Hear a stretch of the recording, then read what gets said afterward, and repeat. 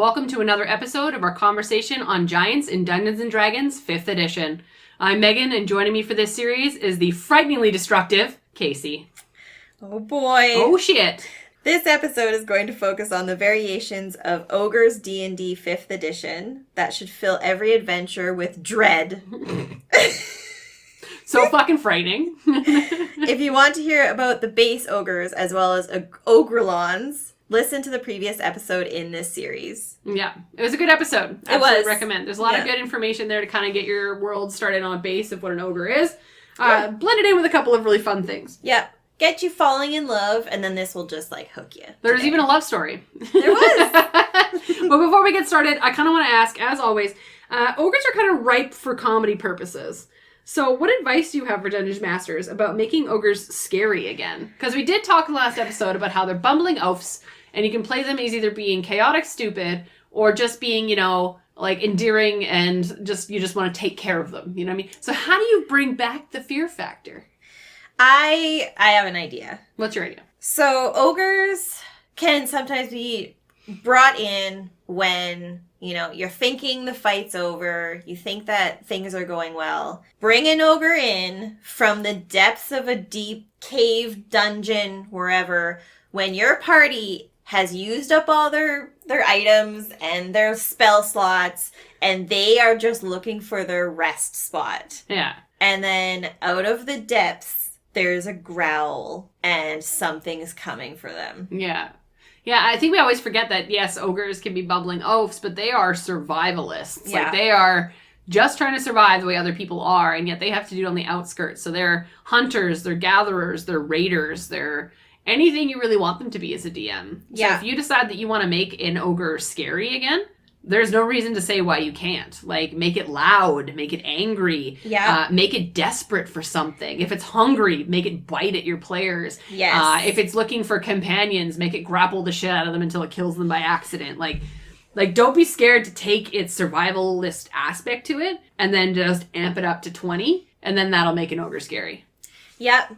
And let your players wonder what is coming first. Yeah. And then have it barrel in, but with fierce, scary, aggression. Yeah. Not just lumbering amongst all of the other things you're fighting at the time. Exactly. Because, to remember, they're stupid, but there's, their intelligence is low. But, at the same time, they have emotions. So if their intelligence is low and their communication is low, it's going to be one of those things where, in their survivalist nature, they're going to fight you. They're going to get mad at you. So, the whole concept, if you make it feel stupid, it's going to come at you. Yeah. Right? Because it's going to heighten all the other emotions that it has because it doesn't know how to regulate. Mm-hmm. So it's going to be super angry. It's not going to be a middle of the ground, huff, cross my arms and be upset. No, its anger is going to be at an 11 because it doesn't know how to, neutralize it. Yeah. If it's happy, it's going to be super fucking happy. Right. Because it doesn't know how to level out its emotions. Right? Yeah. I immediately went actually to Beauty and the Beast again, which you talked about in last episode. Yeah. Where, when the Beast goes and rages in his room and, destroys furniture and is just, uncontrollably angry. Mm-hmm. At the time when I watched that, it was scary. And Belle was terrified. She ran away. Yeah. And so that's kind of the thing that can happen with an ogre. Yeah. Is... you can as a DM play it as it overhears you shit talking something, and it's what did you say? And then you just hear it trying to get to you for a while. To talk about love stories, we did talk about Darian in the last episode, which is a female ogre who has a love story backstory. Could you imagine if something happened to him? You know what I mean? Yeah. The rage that would ensue out of the inability just to maintain how you feel about it. Right? Yeah. Anyways, lots there. Yeah, there's lots there. Long-winded way of saying that you don't necessarily have to make them a bumbling brute. You can make them scary. Mm-hmm. But before we get into it, I'm going to talk about ogres in the world, just in general, as a whole, and how you can operate and utilize them. But before we do, what wine are we drinking? The wine. All right. We are going so far down a rabbit hole with so many different things today with what orcs... Oh, I did it again. We call them orcs. With what ogres can do. We are drinking Havoc and Harmony because it is pure fucking chaos, but in some beautiful way. So great. So we have a New Zealand rosé. Ooh. Today. Sounds great. It's chilled. It's chilled. Beauty. Oh, it smells good. With the perfect blend of havoc and harmony, this family estate wine combines everything that is great in life. Ogres. Cheers. Ogres. Not bad. Not bad. Not overly flavorful, I will say. It might just be my taste buds, but... You could easily drink this like juice. It's crisp. It's very crisp. All right, so I'm going to talk about ogres in the world. Specifically more about, like, you know, ogres being utilized as minions or even allies to ogres. And a little bit of how to utilize them within, like, their urban environments. So we talked about ogres in the previous episode, as we've mentioned. And here we are talking about them once again. Before we get into the deep, dark, and scariness that we want to talk about, let's chit-chat about how they are utilized in the lands of D&D 5th edition. Most commonly, we have spoken about them as being servants to other beings, such as giants, etc. But we can also determine that they can be used as minions or allies or even just henchmen in battle. Right. Or even have allies or minions themselves. Like as we saw with some ogres have direwolves, have pets, so on and so forth. Yeah. We will deep dive into a few different kind of scary versions of ogres that would, make really great henchmen. But who would these ogres make great henchmen to, is what the question is. A few popular ones, as spoken, of course, are giants and other giant kin. But some fun, uncommon ones would be utilizing ogres as minions or an ally to a big, bad, evil guy, like to something like a beholder. So there is a lot of history where beholders utilize ogres or other giant kin as their allies and so forth. At first you'd be like, what? Let's be real. But let's think about it. Beholders are all about being trickery and they're of the mind kerfuckery. That would be really easy to control a bunch of brutes. Yeah. It'd be very easily to entice them to do something for you if you were a big bad evil guy with a lot of ability. We talked about wizards controlling ogres for reasons and such, right? Yeah, easily. And it could even convince them of a promise of riches or shiny things. Yeah. Shiny things. We also consider other goblinoids as kin or allies to ogres, as they can be thought to be cut from the similar cloth. Mm-hmm. You know, how we were talking about in the previous episode where you don't really, in your minds, it's probably your cousin because they're very, very close to what you look like. You know what I mean? Between ogres, orcs, trolls, all these things. Yeah. Are kind of looks cut from the same cloth. So why would they not make colonies work together and be allies of and work together as mercenaries and armies and all those things, right? Yeah, I can absolutely see, a sea of goblins and the ones carrying the equipment or pulling the equipment or carrying rocks and wood for building would be the ogres. Yeah. Walking amongst them. 100%. But when I think of ogres being allied or minions of big, bad, evil guys, like, we of course dive right back into the negative prospect that ogres are just around to kill and be killed. But really in 5th edition D&D, they're so common that they can of course be utilized as laborers or even guards. As mentioned, they are not smart enough to make a life of their own, so probably don't mind being given a sense of purpose, right?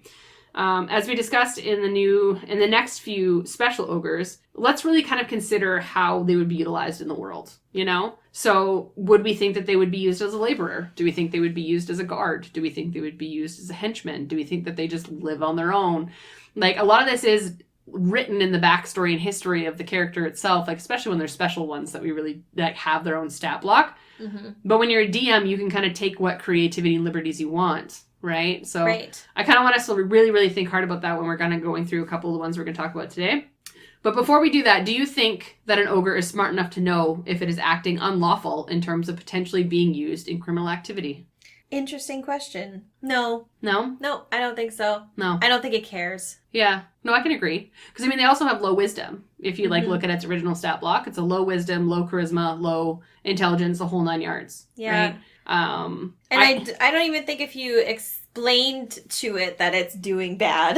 You're doing it bad. It's like, what? It's like, you're on the bad side. What does that even mean? I don't think it would. I think it would be indifferent. Yeah? Yeah. Yeah, that's how I'd play it. What do you think? It's like it doesn't really care. It's like, I don't know, man. You tell me. What am I supposed to do? No, I absolutely agree. I think that's like, I don't think that there's enough going on there between their eyes that it's kind of like, I don't know, man. Like, if I grew up with a piece of armor on my body and carrying a great club and I was fighting with my brethren, would I know to do anything different? Yeah. You know? And I think that's just the same morality that most people go through. It's like, if you don't know anything different, then of course you're not going to think that it's wrong. And I think that's where when we think about like alliances, like if you're lawful neutral or if you're chaotic or whatever it is that you decide to be, sometimes you are just that because it's what you were taught. Yep, exactly. So to you would consider yourself being like, you know, lawful. But to someone else, because what you consider lawful might be illegal or a criminal activity, to someone else would be considered chaotic or evil. Yep. Right? Yeah, it is like mob boss, you know? Love me a good mob boss. Yeah. You know I love a good mob boss. Yeah. Like, mob boss families don't really acknowledge that, you know, they're super corrupt and doing all of these criminal things. It's their livelihood and their lifestyle. Yeah. And it's just kind of like, we just do this because we can. Because we fucking can. Why do we? Because we can. And if we can, we do.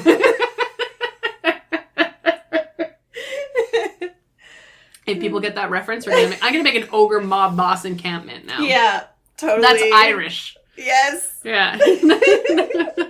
Thank you. You're very welcome. Why? Because we can. But yeah. So, I know.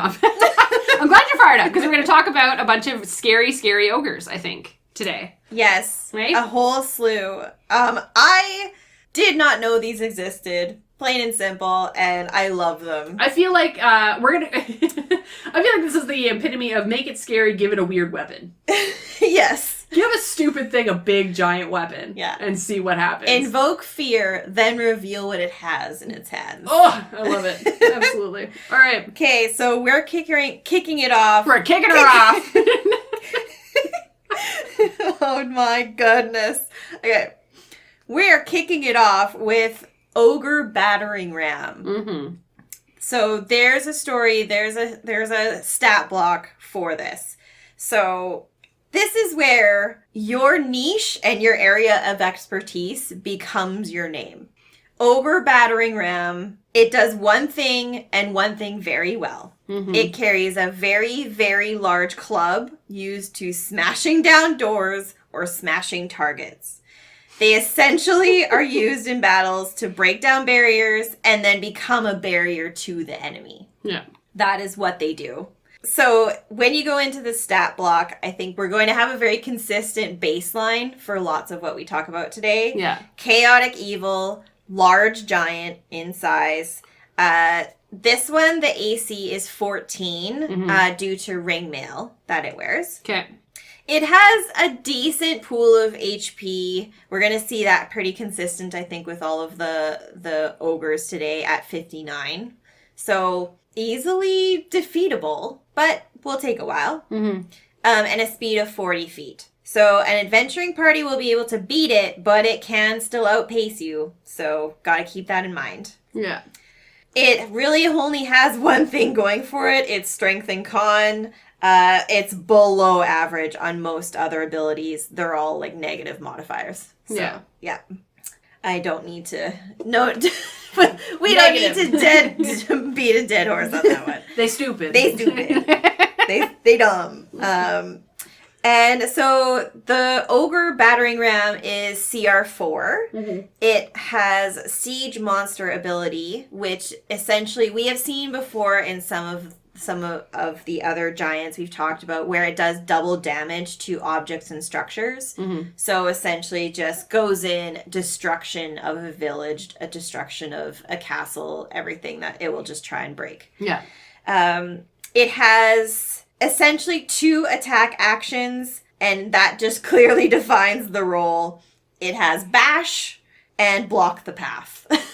Love it. That's what it does.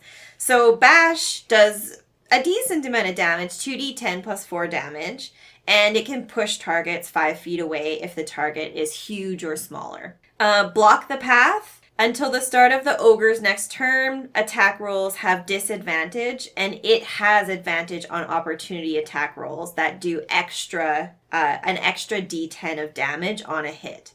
So essentially, if you try and move away from it or through it or around past it, like on a bridge or something. Yeah. Then you're going to have to do a DC 14 strength saving throw, or you'll be stuck there and it will do a whomp on you. Yeah.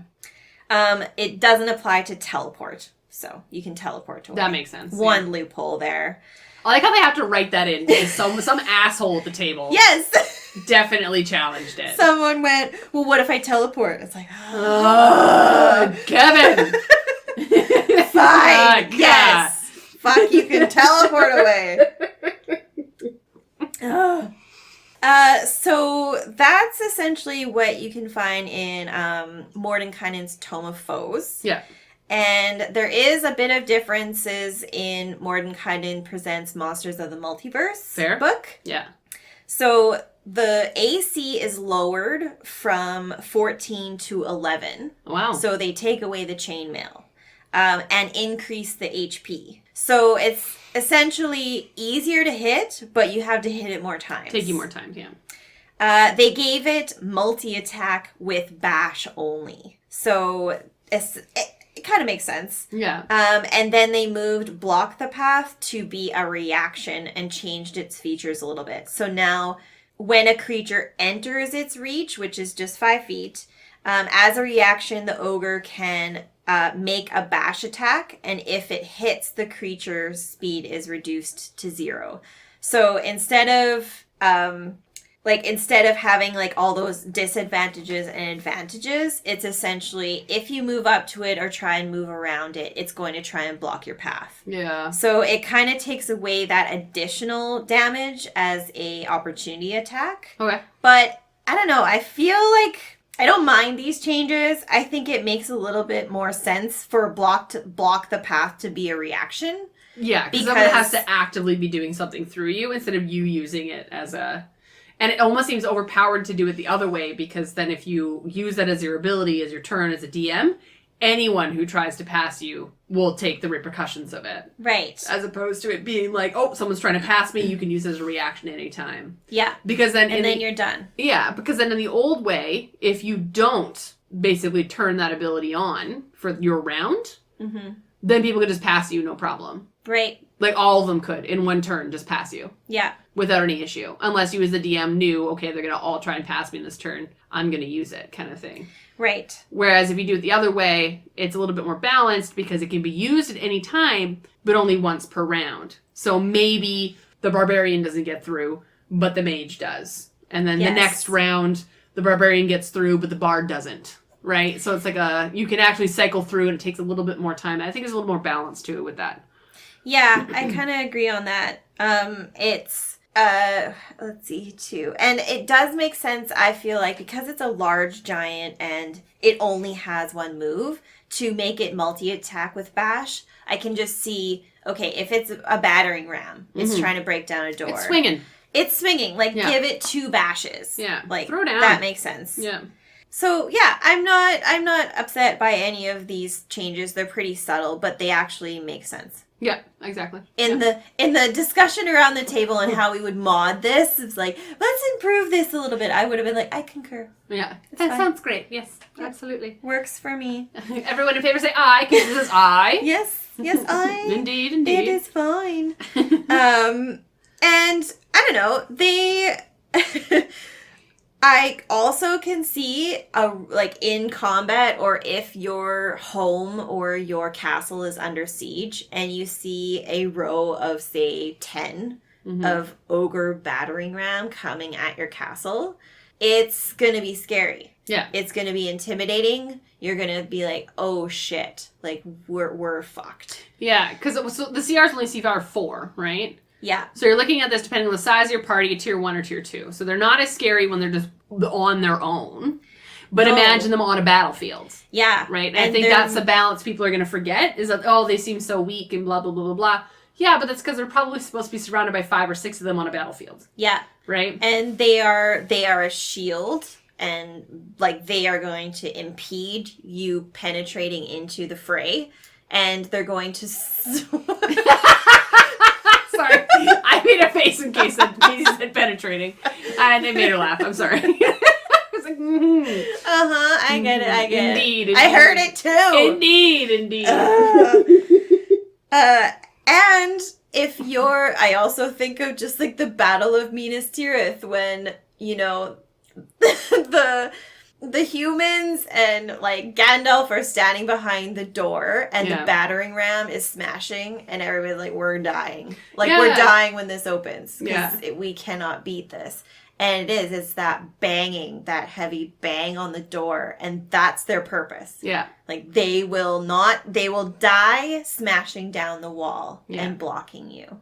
Yeah. Or even like, because now that we're talking about combat, like I can also see them being, your group is trying to infiltrate some kind of a fortress without a war or a battle. So they go into a deep cavern that goes underground or like in the sewers or what have you to go under into the dungeons or somewhat. Mm-hmm. Those are going to be tiny, narrow caverns. So I can imagine putting one of these at the door at the end.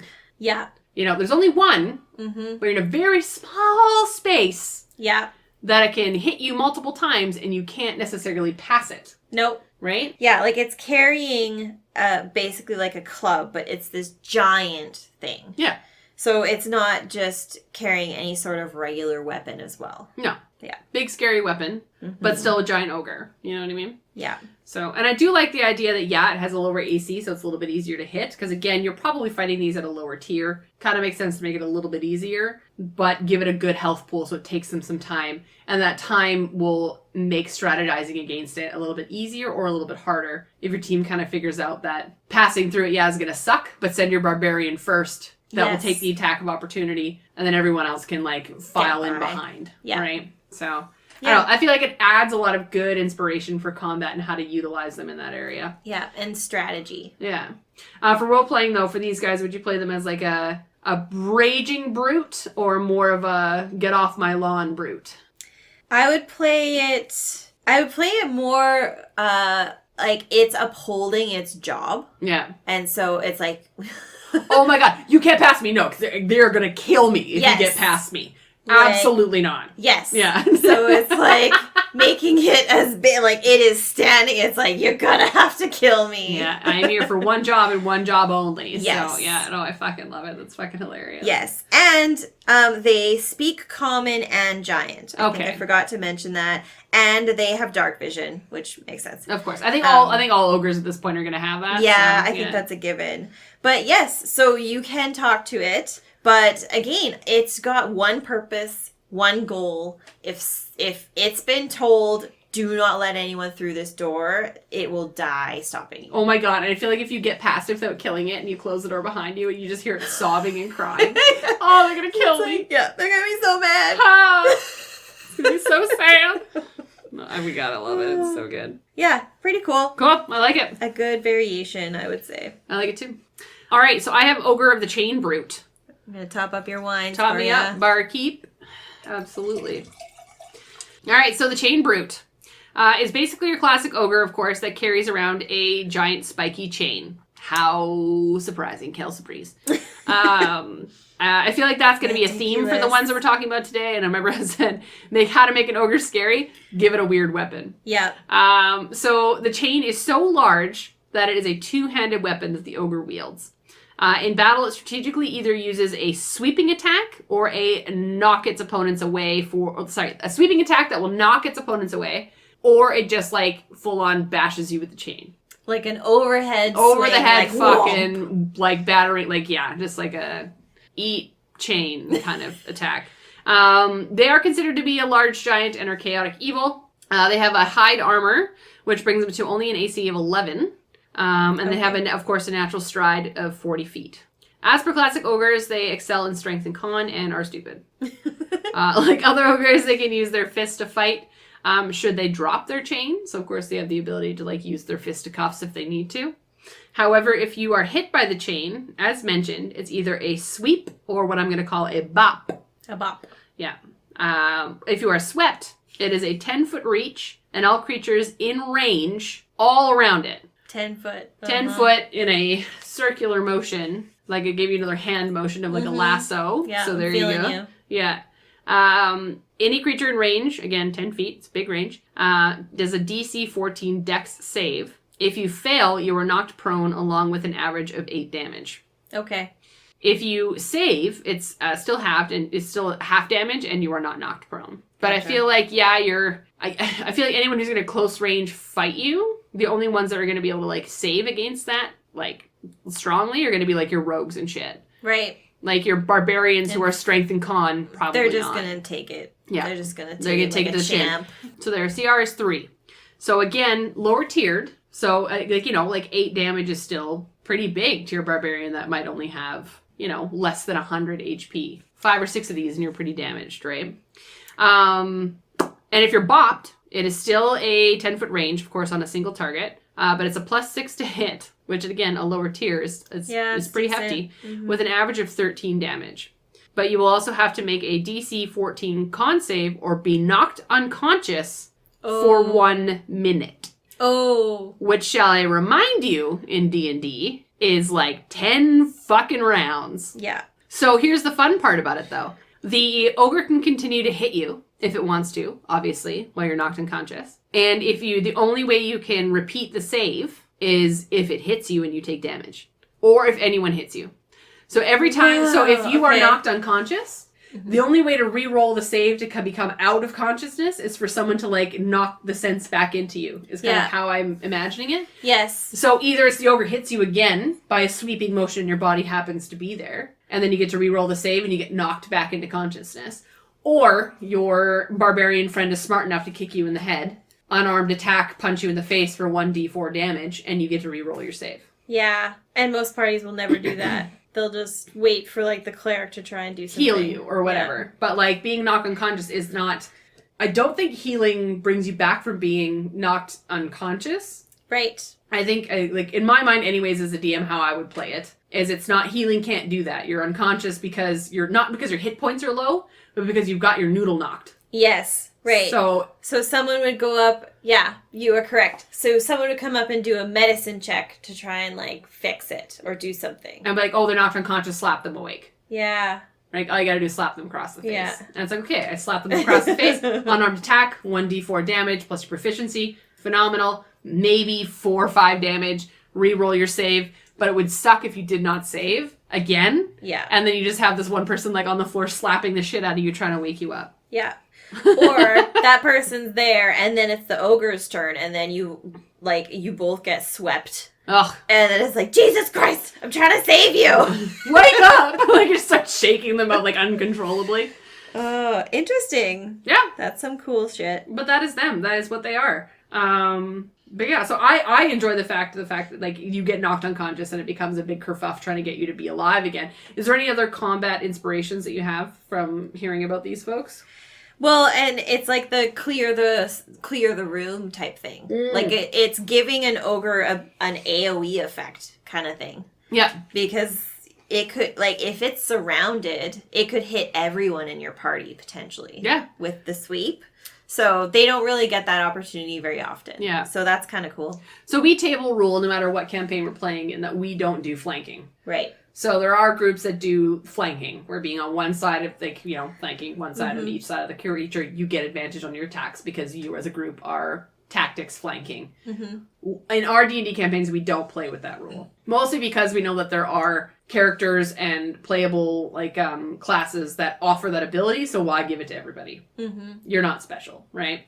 But if you're a group that plays with that rule... Yeah. This is the kind of fighter that will, like, mitigate that. Like, cool, I'm surrounded? Great. I'm gonna hit you all anyways. You know what I mean? Like, doesn't matter where you are. Doesn't matter what side you are, what kitty corner you are. You're at my ankle, you're at my fist. Cool. I'm just gonna whip my chain and hit all of you, right? Yep. And it will make everybody who can't take all of the hits jump back. And then suddenly it's, like, only your fighter or only your barbarian going in. Yeah. Yeah. But then if they get knocked unconscious, then it's like, well, shit! Yeah. Well, I can also imagine, like, as we were talking about, like, utilizing these in different areas, again, I would use these ones in a small space, where a 10-foot reach is dangerous. Yes. Like, in a hallway or in a tunnel where if it's swinging, like, you can't get by. Yeah. You know, like it will take you out. You have to try and get past it in one turn, but you'll go into its range. Yeah. No matter what. Mm-hmm. No, absolutely. Oh, and like the sound of the swinging chain. See? Oh! Like all the foreshadowing you can do as a DM. The exploration part of hearing the chain being dragged across the ground. Yeah. Ah, Casey, I love it. Yeah. Like, oh my god, can you imagine these things in a labyrinth? Oh, yeah. Like, it's in different portions of the labyrinth. Like, all the ones, okay. All these things that we're going to talk about today could be utilized in a labyrinth. Yes. Okay, open air labyrinth, where, like, you can hear what's in the aisle next to you. 100%. It's just shrubbery that you can't magically pass through.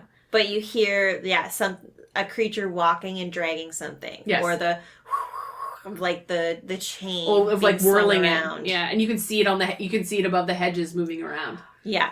Ah! Yeah. I feel like because like we're into winter, we just passed spooky season. Mm-hmm. So like I imagine that's why we're thinking of like, let's just make this a fucking haunted house at this point. Yeah. Yeah.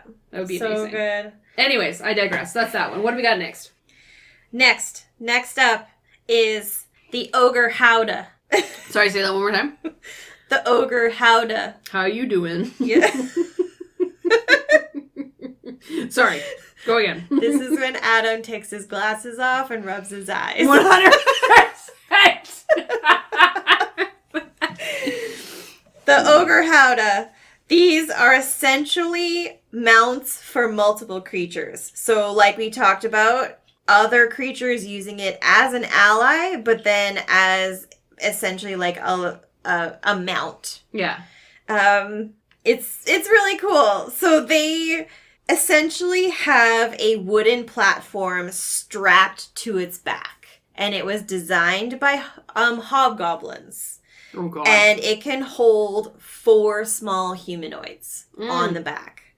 So I just keep thinking of like the Oliphants from Lord of the Rings. I keep going to Lord of the Rings and all of these. It's a Lord of the Rings day for you. Yeah. But like where, you know, it strolls in above, you know, the masses of other creatures that are in battle. Yeah. And then it has just a mountain of creatures on top of it. And it's just beating the strides, moving through battle. Yeah. So most often you'll see it with 4 goblins sitting atop of it, and they will have ranged weapons like bows or spears, and will be fighting from there. So the Ogre Howdah has a breastplate to give it an AC of 13, and has the same AC we've been talking about, like around like 60, and has 40 feet of movement. Yeah. So again, highest stats are strength and con. The others are 60-foot dark vision, common and giant as languages. Their challenge rating is 2, however, because they really are. They're not the combatants. They're there for the muscle. Yeah, they're there as mounts, and they're there to carry the creatures that are attacking. That are doing the attacking. That makes sense. Yeah. So it carries creatures, but those creatures can use the ranged weapons. If they use melee weapons, though, even if a target is within 5 feet of the ogre, they need to use weapons that have a 10-foot reach, because they are up on this platform that's strapped to the ogre's back. Yeah.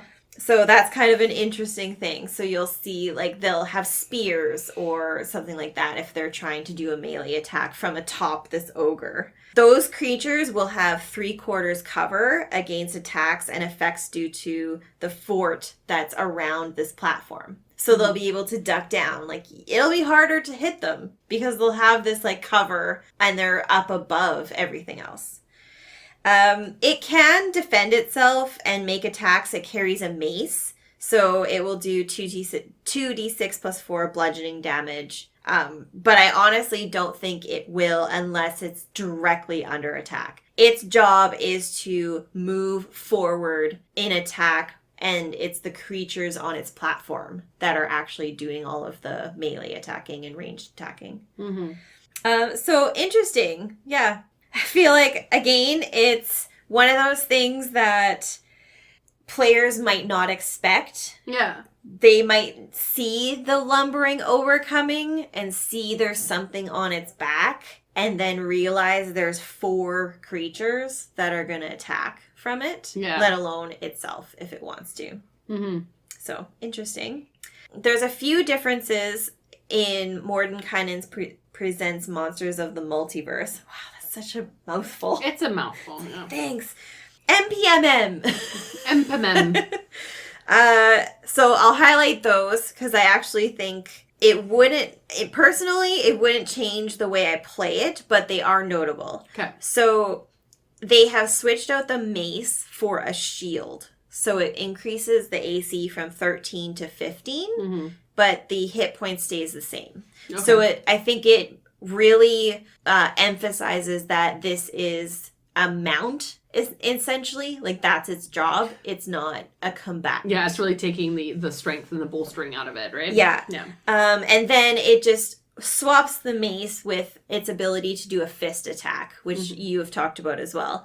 And interestingly enough, the fist attack and the mace has the same like attack bonus and the same damage.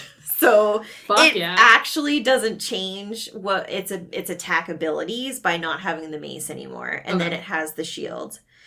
So it makes sense to me because this ogre is actually not a combat ogre. And for it to have a bit more AC to protect itself while it's carrying the humanoids it's carrying. Yeah. It makes sense to me. Yeah. So it didn't really lose anything there, and I would probably prefer to play it that way anyway. Yeah. So interesting. Very interesting. I think that, like, it's interesting to think from a combat perspective. I think the easiest thing to think is that these are utilized in war, and there's 4 or 5 of them in a row, which has 4 different characters on each of their backs, which means for each playable space, you now have 4 people.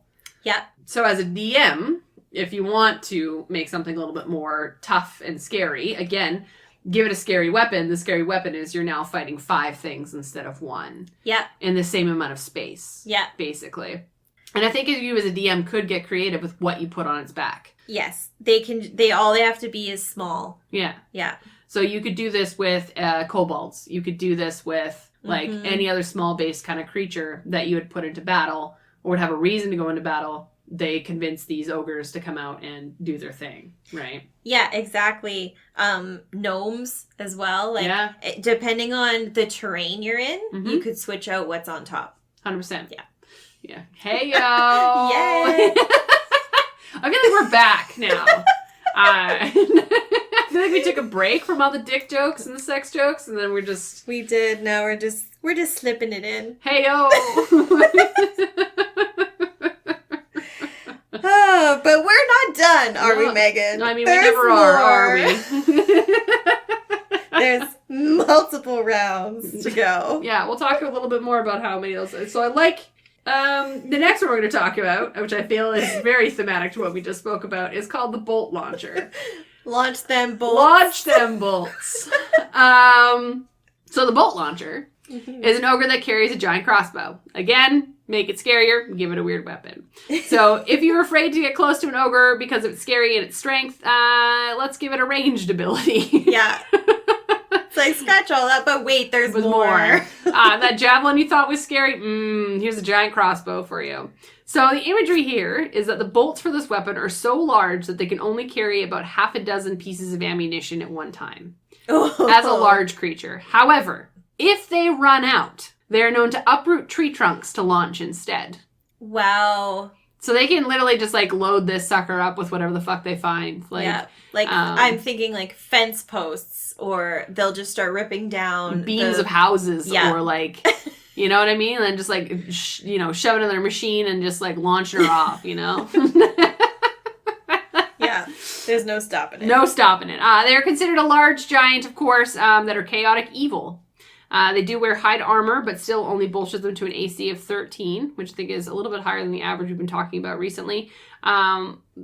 But, I mean, and again, these things seems like their AC seems small, but I don't think they care. You know what I mean? Mm-hmm. They're not going to, I feel like they're not smart enough to want to be like, give me more armor. You know what I mean? They're just going to be like, whatever, I'm going into battle. Who gives a shit? Yeah. My strength is my strength. Mm-hmm. They're similar to a classic ogre where, again, their strength and their con are their highest stats, and of course, intelligence being in the tank. They can speak common and giant, though. But of course, similar to the previous one you spoke about, their CR is 2. Okay. So these can be kind of brought face to face with your party early on. It's basically just, it would suck to get hit by its fucking bolts. Right. So it is a +3 to hit, but it has a range of 120 feet. Yeah, that was my question, was what's the range? 120. Yeah. Not at disadvantage. Oh, boy. 120 feet at a regular attack. Yeah. So I don't think that they're smart enough to be able to see you from that far away. But again, if you're looking at a battlement or an army, or if it's being run or ruled by something, it'd be like, shoot your bolt in that direction. Yeah. Yeah. Or there'll be, like, some slightly more intelligent creature, like, instructing it where it is, you know? Yeah. Like, shoot! Like, holding it. Yeah. Go! But yeah, again, it's a +3 to hit, and it is an average of 17 damage, which at tier 1 to 2 can be kind of scary. Because I think if even, like, I'm thinking of a monk, and we're in tier 1 right now, and my monk only has, like, what? Like, I'm thinking, like, 45, 50 hit points. Yeah. So a bolt that on average hits at 17, and you're 120 feet away, it's going to take you a couple of rounds to get there, and you're going to be taking hits. Yeah. So because that is its only move. Yep. And then when you get close to it, of course, it can hit with its fists. But its fists are a +6 to hit with an average of 9 damage. So even though it has like a ranged weapon, it's still going to hit you pretty hard with a punch if you get too close to it. Yeah. Does it require an action to reload, or is it able to just... Nope, it loads it. It literally in the book says it loads as fast as I think it was like as a gnome loads a crossbow or something like that. Okay, so yeah, it just, every round, every turn, it will shoot one. Yeah, so there is no reload time. Oh, right? That can be detrimental pretty fast. So the only difference from this one from the Mordenkainen's multiverse is that it just confirms that it has a proficiency bonus of +2. Okay. That was like the only information that was added. Otherwise, its stat block is exactly the same. Mm-hmm. And its description is pretty much exactly the same. But I don't think there's really much more needed in this one. Again, I feel like it's another battlement structure. Use it in a fucking labyrinth where it's one direction hallway of only 5 feet wide. Yep. So it sees you come around the corner. You look down this long cavern that's like, 120 feet? It sees you poke your head around the corner. And it fucking launches this sucker at you, from 120 feet away. And you don't even know what it is. No. Because, you're just like, what? Ah! You would not think it's an ogre. No. And, how scary would it be to try and run down that hallway when you know that these things are going to be coming flying at you? And 120 feet. So you're doing multiple rounds and not getting anywhere. Yeah. Like, you're not making it to what... It's like, nope. Yeah. Nope. even as a bolstered monk in our campaign at tier 1, my highest speed unarmored is 60. Right. And that's still 2 rounds for my character to get to that to get there. Yes. And so if you double move, you can't even say do a dodge action, just be like, in case there's another one coming. Mm-hmm. You just, if you need to get there, then you're just exposed. Yep. You're exposing sitting yourself, there, right? hoping for a poor roll. And at the same time, it's not going to, in my mind, even if in that scenario, let's say, our campaign, my monk character and another character that can run really fast. Myself and that character would run right up to it, but it would see that there is a fucking mage and or cleric sitting at the end of the hallway. It's going to prioritize shooting a bolt at that. Mm-hmm. More than it's going to prioritize punching its immediate threat. Yeah. It will let you just try and hack away at it. Yeah. And you guys aren't the ones that are going to do major damage like a barbarian or a fighter. It's the slow-ass barbarian that's going to take 4 rounds to get down the hallway. Yeah. Right? So, anyways, fucking frightening from a combat perspective, depending on how you use it. Again, I feel like in an open field, it's a little bit different because you can run around and do its thing. It's not kind of like the one that has the ability that if you try to run past it, it's going to get you. Yeah, for sure. But I can see it too if it is fortifying your castle and you have it, say, all along the wall, along the top. And those are your archers, right? Yeah, those are your archers instead of regular archers. You don't have your trebuchet scenario. I love how we go immediately to medieval battle. Where's my trebuchet? Yes, foreshadowing. But have a couple dozen of those lining the top. Yep. Like, that will be intimidating, and that will be crushing. Oh, fuck yeah. Running across a fucking battlefield and a tree trunk launches itself into the ground in front of you? Yeah. Yeah, I'd be frightened of that. I'd have, like, a moment. I'd be like, well, I'm going home. Like, this is not just a volley of arrows. This is an issue. Not sign up for this. Yeah. I am a gnome. Sir, this is a Wendy's. Yeah, those are them. I like it. I like it a lot. Yeah. And again, we're going into sharp, pointy objects being ranged attacks instead of rocks. We have left rocks behind. Yeah, rocks are old. Like, what the fuck old with news. rocks? Yeah. Old as giants are, shall we say. Oh. What do we have next? All right. Taking it home, we have the Ogre Goblin Hucker. Sounds great. Sounds with rough. an H. With an H. Okay. What else would it be? Megan. Just when you say it out loud, Casey. No. Not on a recording. I'm being recorded. All right. Go on. Okay, Ogre Goblin Hucker. I remember Adam throwing this at us in a session. Mm-hmm. And the amount of joy he had on his face when he was presenting this to us is still concerning. Yeah. I vividly remember it. He was so excited to use this. Oh, I can imagine. So, Ogre Goblin Huckers have a trebuchet strapped to their back. Yeah. Yeah, I used it for a reason earlier. Trebuchet. Trebuchet. Another hobgoblin invention. Actually, maybe I screwed up and this is the one that has the hobgoblin invention, not the wooden platform. I digress. They'll come at you in the comments. Yes, they'll be like, you're wrong, Casey. Bitch. It's fine. So this contraption was built only for ogres. And for those of you perhaps wanting to loot a dead ogre goblin hucker, you can actually unstrap it and take the trebuchet.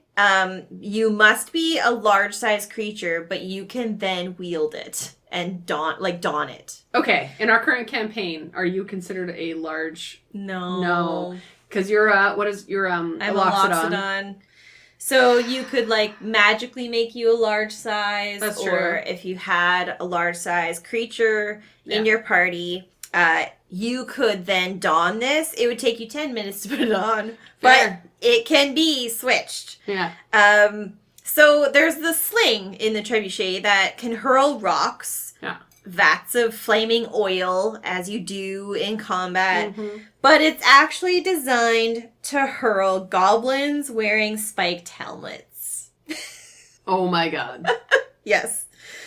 And as such, it will do piercing damage. Uh-huh. And the goblin rarely survives. You know what? Checks out. It's adventure. Yeah. It's throwing the thrust into the fray. Yeah.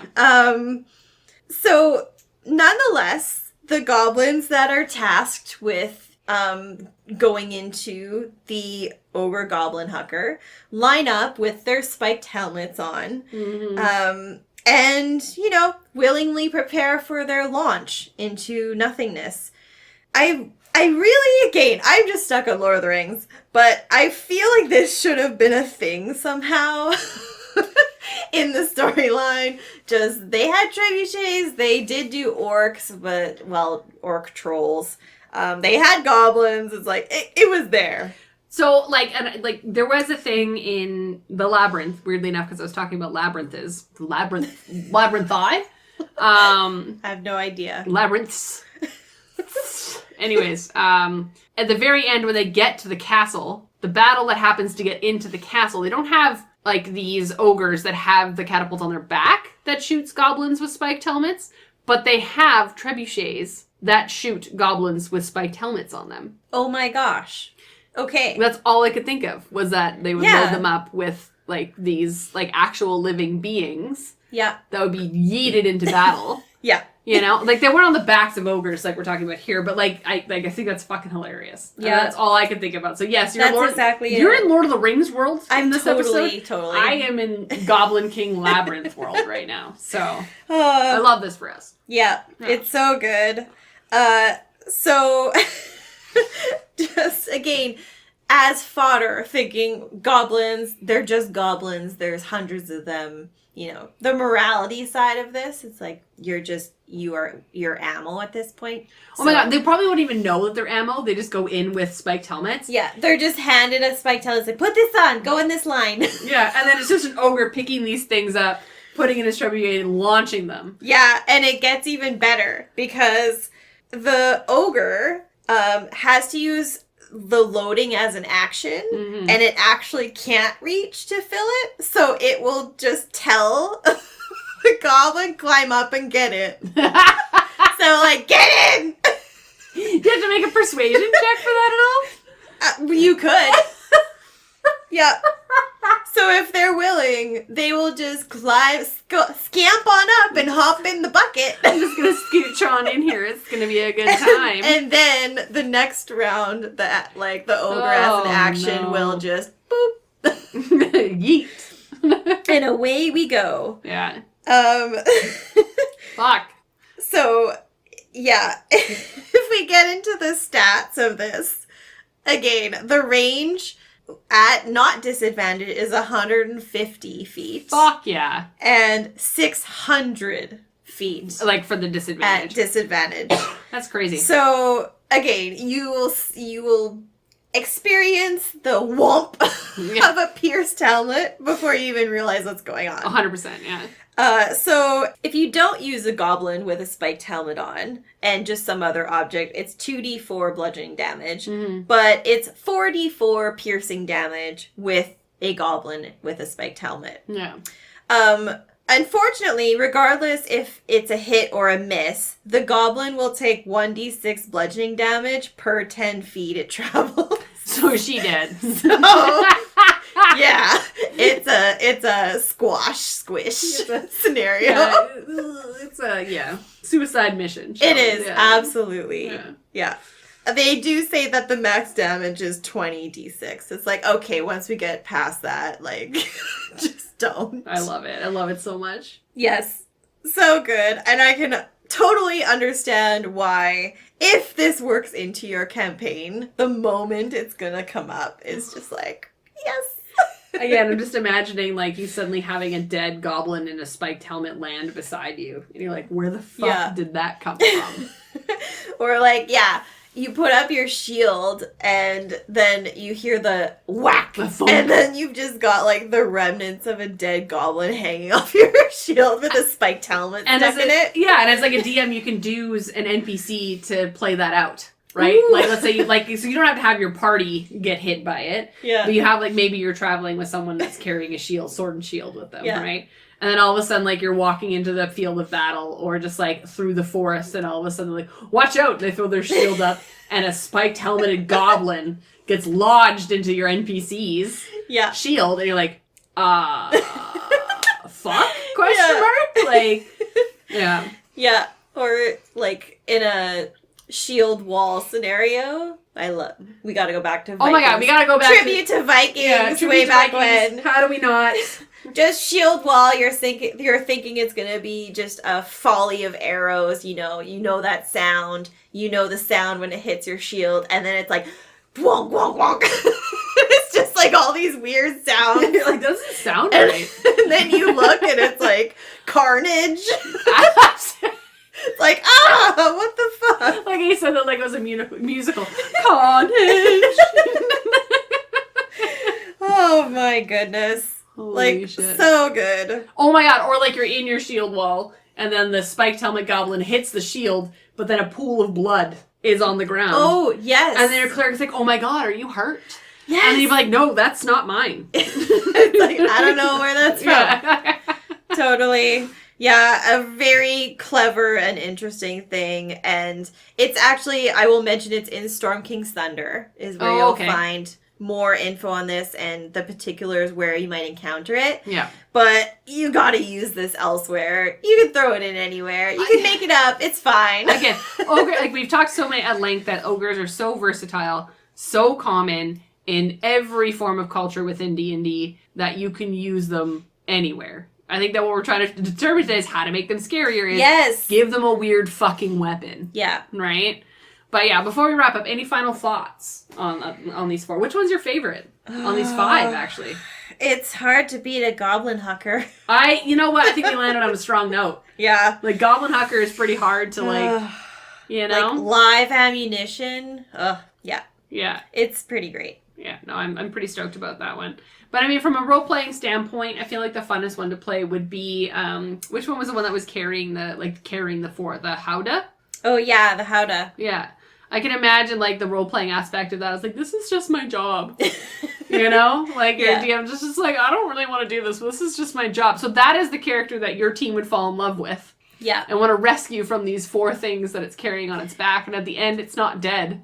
Totally. And it's like, I didn't want to hurt you, I promise. I'm just being told what to do. Yeah. In, like, the aftermath, you find it, like, huddling underneath, like, the broken wooden platform and all of the creatures are dead around it, but it's still alive. Yeah. It's like, whoa.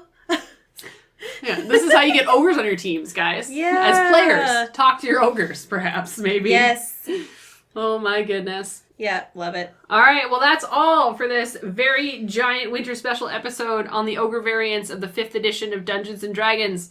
Stay tuned next week when we discuss the very bottom of the ordning in our last episode for this season. Oh, man. Sad. Every time. So sad, yeah. Thanks for listening to this special episode of the It's a Mimic podcast. If you'd like to support us, we have a donate button on our website, www.itsamimic.com. And if you'd like to discuss what you've heard here today, you can find us on Facebook, Instagram, and at r/itsamimic. For other episodes on other kinds of monsters, you can find us on Apple Podcasts, Spotify, and YouTube, or wherever you listen to your podcasts. Thanks again for listening to It's a Mimic, where you never know what you're going to get.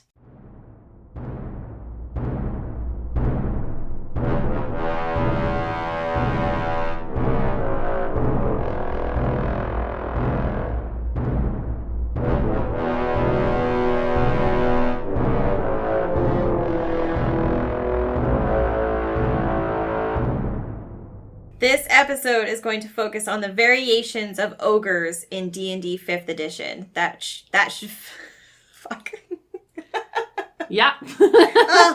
Oh, shit. It starts early. I love that.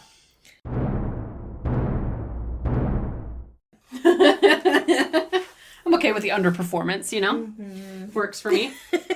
No one's gonna know. So, how are they gonna know, Casey? How are they gonna know? They're never gonna know. This is not how we plan to do this. They're never gonna know.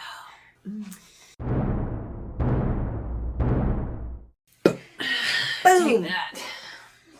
Okay, bye.